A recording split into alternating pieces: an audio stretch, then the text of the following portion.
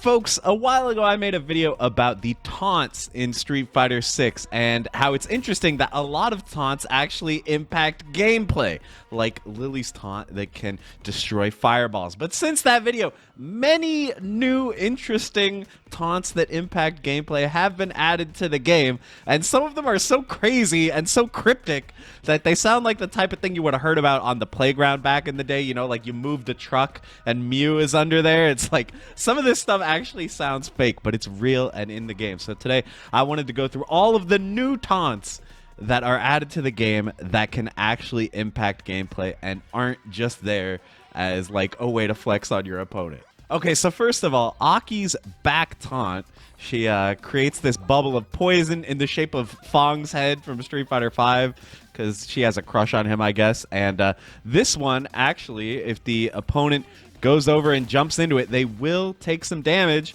and get poisoned. So, you know, it would be pretty hard to get hit by this, but it is theoretically possible. And Aki actually has like a different animation if you go get hit by it, so I thought that was kind of funny.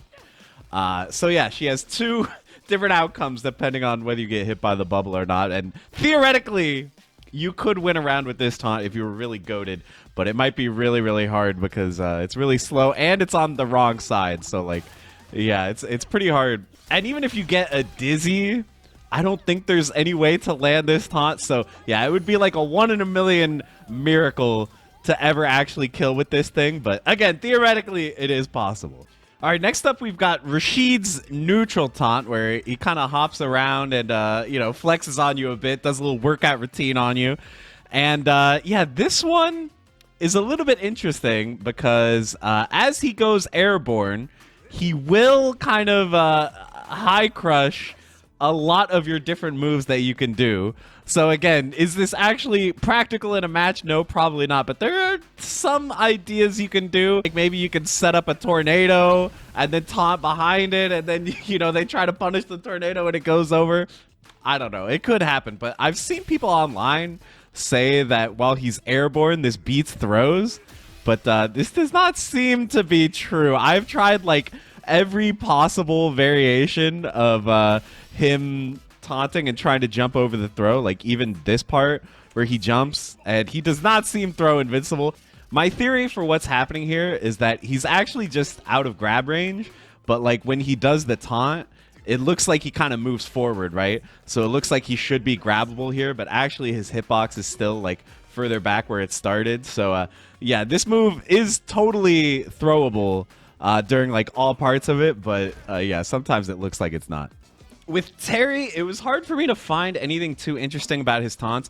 Like, he has this one where he hops into the foreground in the background like he does on his target combo, like a reference to the old Fatal Fury games where you could do that. So I was like, maybe there's something where, like, you can dodge into the background to avoid attacks, you know? Like, maybe he could like, avoid a fireball or something, but I tried every possible timing under the sun and could not get this to work. You guys feel free to try it yourselves, but yeah, he definitely doesn't seem to be able to do that. Same with just like normal jabs and stuff. Like, yeah, it looks like he should be stepping out of the way of it, but no, he can't actually get out of the way of attacks. So that's kind of a bummer. The only thing that I did find is Terry's actually the only character with a different taunt when he's burned out. So, you know, normally when you do neutral taunt, he does like the come here thing, but if we burn ourselves out here, he kind of does like a put him up, like fist motion. So yeah, he is, as far as I know, the only character in the game with a burnout exclusive taunt. It doesn't do anything. Like, I was hoping maybe I could like punch for you with this, but no, definitely not. So again, nothing too interesting for Terry, but I promise now we're getting to the good stuff, guys. I know it might seem like none of these taunts were that interesting so far, but these later ones are the ones that definitely had the air of a schoolyard rumor. Although I guess the Rashid one of him jumping the SPD was kind of like a schoolyard rumor because it wasn't true. But anyway, let's move on. So Akuma, his back taunt, he takes a little seat, right? And then he just gets back up. I mean, it takes a while. This is He's still going? Okay, there. He finally got up. So it's a long taunt. But there is a secret input during this taunt. It's kind of like how you hold B to catch the Pokemon better in Pokemon, right? Like, I keep making Pokemon comparisons, but I feel like that game has a lot of rumors just like this. Okay, so we back taunt, and then we mash down and taunt. I'm as you can see, I'm just mashing the taunt macro and the down direction. And you can see he's switched position. He pulled out the biggest ball of rice that I've ever seen in my life. And he's going to eat this ball of rice. It looks like there's like tuna in the middle or something. Okay. So he ate the he ate the rice ball and he powered up. Okay, so we are now, guys, we are now Shin Akuma. Okay, you might not be able to tell that easily, but we are currently Shin Akuma. We have access to 2 supers that we don't normally have. Okay, so one is double quarter circle back. Oh my god. So normally he can't do this super, but he can if you've done the taunt. So that's pretty cool. And his other move that he has, down, 3 punches. Brother, that's so sick. So the question is, you know, why is this in the game? And why is it so hard to do, right? Like, look, now it's gone. Now I can't do any of those inputs I just did because I pressed the reset button in trading. So, like, why would the opponent ever let you do this whole thing? Like, they can just come up and hit you and that cancels it. It's over. And there's no way to, like, interrupt the animation. Like, once you start doing this, like, I'm locked in. I'm stuck. There's no way for me to, like, bait the opponent or anything with this. So, like, how would you ever do this? The animation takes, like, 30 seconds. So, I guess for one thing, like, it's cool that it's in the game just because it's like a cool little Easter egg. Yes, you will never, ever be able to do it in a match. Like, no one would ever let you. But it's a cool little Easter egg. And maybe if you're fighting Akuma versus Akuma, you can have, like, a gentleman's agreement where one of you does this and then the other one does it too. And then you just fight as Shin Akuma. Like, that would be really cool. But, yeah, it is really, really impossible to set up this rice ball and then eat it. Like, it's crazy. I was even wondering, like, can you, like, go under stuff while you're doing this? Like, he gets really short, right? But, like, no, he still can't duck jabs. And, like, fireballs, too. I was like, maybe you can throw a fireball over, but no, he just gets hit. So even if the opponent is dumb and only knows how to throw fireballs, you're still not going to get away with this in a match. But, again, I like that it's in the game. And if there's some kind of tournament moment where the 2 players, you know, kind of look at each other and decide, okay, I'm going to let you activate this this rice ball power up, I think that would be pretty funny. So again, I am glad that it's actually in the game, even if it's not useful or relevant to the meta at all. And Akuma is not the only character with a really crazy taunt like this.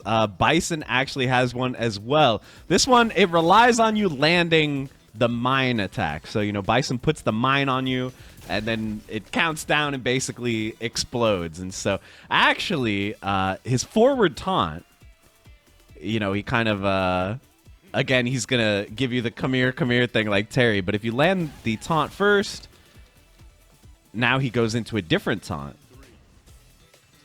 where he counts down to the mine exploding. And then it explodes. And now we're Shin Bison, guys. Now we're Shin Bison. So we have this new move, which he doesn't normally have. He has a teleport now. Yes, normally Bison does not have teleport, but if you manage to activate this taunt, he does. So that's really crazy. And then finally, he also has a new super, which is like his Super Psycho Crusher from Alpha 3. If you guys played that, yes, this one is so sick. It actually doesn't do that much damage, considering it costs 2 bars, but I mean, it's so cool. And you can combo into it off of a lot of stuff, so I really, really like this one. But again, we've got this issue, right? You knock them down, and you just immediately do the taunt, and they have all the time in the world to just come smack you, and then the taunt ends. You know, he doesn't have the power-up in this case.